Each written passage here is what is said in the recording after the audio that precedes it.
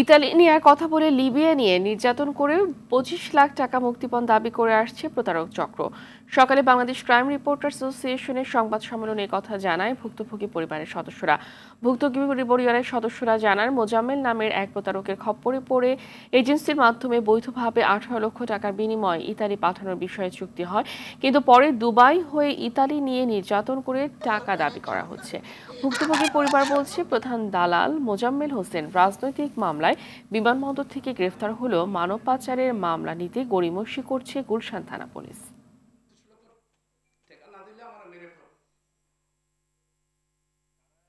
Dubai সে আমার ভাইকে ৪-৫ দিন রেখে ওইখান থেকে দালালের মাধ্যমে মিশর হয়ে লিবিয়াতে পাঠায়। সেখানে ১০-১৫ দিন রাখার পর সে মাফিয়ার কাছে আমার ভাইকে বিক্রি করে দেয়। ছেলের মেরে ২৫ লক্ষ টাকা দিতে হইব, ২৫ লক্ষ টাকা মিটমাট কর দালালের লগে। তা আমরা কি করবো, হ্যাঁ পরে এই টাকা দিতে হইব। বিশ্বাস করছি আর কি, বিশ্বাসে তো মানুষের সবকিছু হয়।